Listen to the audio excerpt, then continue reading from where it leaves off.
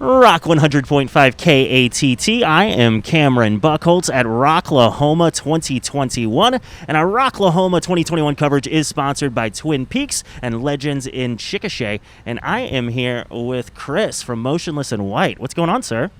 I feel like we've had a pretty lengthy gap in between times of talking. Normally we're pretty on schedule. It's pretty well. I think the last time I saw you was, I believe you were opening for Alice Cooper in OKC at the Zoo Amphitheater. Yep. And that was, summer 2019? Yes. And absolutely nothing has changed about the world in that time, I don't think, right? It's just exactly the same as it was that summer. Yeah, it's pretty wild right now. Like, it feels like a distant version of that. It's I don't even know how to really grasp what exactly is going on, but right. Well, and this is your first show back, so yes, it is a big deal. It is. It's like one of those situations where like I've been saying this all day. Like, I'm not really nervous to play a show. Mm-hmm. I'm like internally nervous of like, how's my voice gonna sound? How's my neck gonna feel? You know, 2 weeks from now after this one show.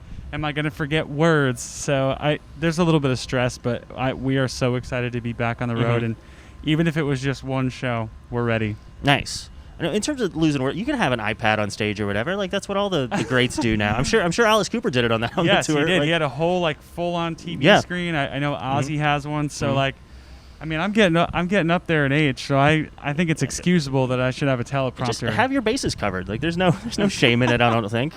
I know Robin Zander from Cheap Trick does it, and he was like the first one that I saw that was like, well, if fucking Robin Zander does it, then it's totally fine with me. Like, but in the meantime, legends do it, it makes it fine. Right, I think so. I don't know. But then if you do it, I'm sure Blabbermouth will eat you alive or something. Like There'll just be total destruction. No, I don't care. Yeah. But yeah.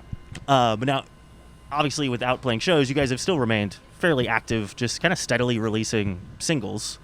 Most recently, Time Bomb, which what was the thought of kind of just doing little singles here and there instead of just being like, let's just get an album out? Or I think for us, like it still felt like our Disguise album cycle never really got like the back half of the cycle. Like we did a bunch of touring and it was awesome, but like right when we were about to, kind of just hit the stride of the back half of it, COVID came into play. So for us, it was like, well, we're not ready to do a new record yet. It would feel really forced. So let's do singles. Let's do alternate versions of songs. Let's just try things that we would otherwise never really have the time to do. So that was really awesome. I mean, again, I say it all the time. Like, I feel like we were really lucky in the pandemic to like still find ways to do stuff that we thought was great, or personally find time to make ourselves better as individuals. And we are very lucky in that, and it definitely shows itself in that we had all the time to work on all these cool new things. And you mentioned alternate versions of songs. Actually, I think as I was driving into Rocklahoma, I had like a playlist that was just on shuffle of like random stuff from Rocklahoma artists. And the Synthwave version of Voices came on. And I think I missed that when it came out a few months ago. Right. And I was like, oh, this is awesome. This is fantastic. Thank you. Yeah. So tell me about that, because there's not too many metal bands that are like, you know what, I'm going to do a Synthwave version of my song. We are like huge fans of like all the stuff like the Midnight and all those other Synthwave, Outrun, like different styles of stuff like that.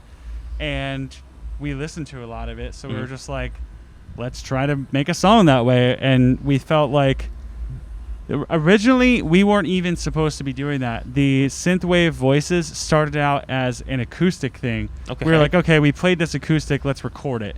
And then we started just kind of messing around with guitar tones, and I was like, this sounds like I should have the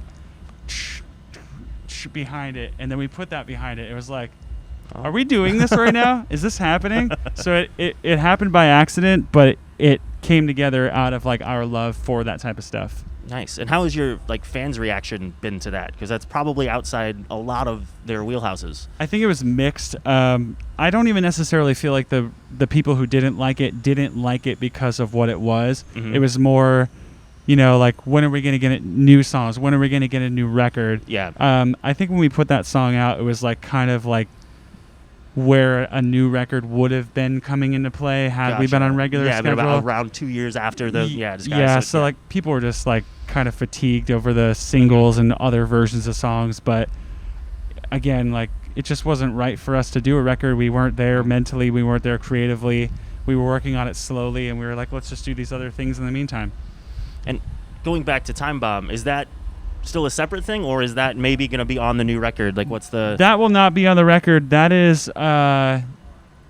when we knew we were going to do a tour, like we weren't planning on touring the rest of this year, and then this kind of popped up along with the festivals. And when we knew we were going to tour, we were like, we have to put out a song. Like, we did two stream shows over the whole pandemic. We can't like go out on tour and not have a new song. So I was like, well, again, we're not ready for the record. Let's take one of the songs that we have written for the record and just make it into a single.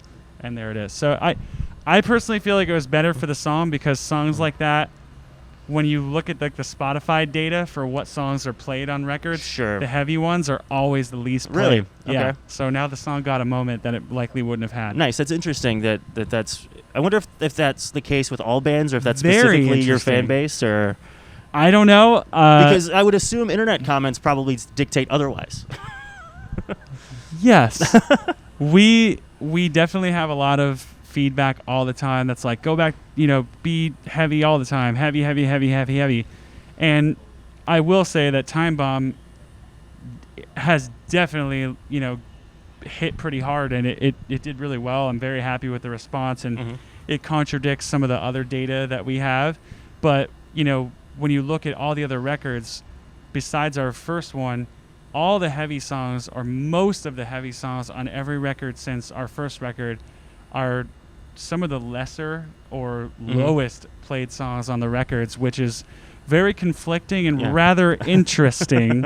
And I can't crack the code on it, but we do the songs because we love them, not because we feel like we have to. So, Are you someone that pays a lot of attention to that sort of data? Like, not necessarily in influencing how you write, but maybe in terms of like, what needs to go in the set list, or... Absolutely. Yeah. I love it just because, like, it's cool to have that. Like, when we started as a band, we didn't have any of that stuff. So, like, it still feels new, and that, like, you're getting fan feedback without it being what they want to say online, which is sometimes not exactly what they really mean, or like, or it's a vocal minority, or we even did a couple years back, we did a vote on our set list thing, and most of the songs that showed up that were the most requested songs to play were songs that everybody online says that they're sick of hearing, yet those are the ones, and I even tried to look beyond that, like, okay, well, they're singles, so most people are voting for the singles, but then you look underneath that, and it's still songs like Abigail and Immaculate. Those are ones that are so old that people complain about, but they were the highest, heavier songs on the list. So it sounds like you guys were just always constructing your set list correctly. We mix it up. I think fans are aware that we do whatever we want to do, and then when their feedback is really overwhelming, or when there's enough of something from them that we need to take into account, we do, and they know that. And then they feel included because they are, and I think that's what makes that connection work, where we do take their feedback into account, but they respect that we're going to do what we're going to do no matter what. Nice. That's awesome. Well, Chris, stoked to see you on stage again after however long it's been, and always great to talk to you. And then first show since February 1st of 2020. There you go. So yeah, I'm back. I'm excited. Fantastic, man, and stoked for the new record sometime in 2022. Yes, pushing for very early. Cool. So we'll see. Fantastic. Thanks.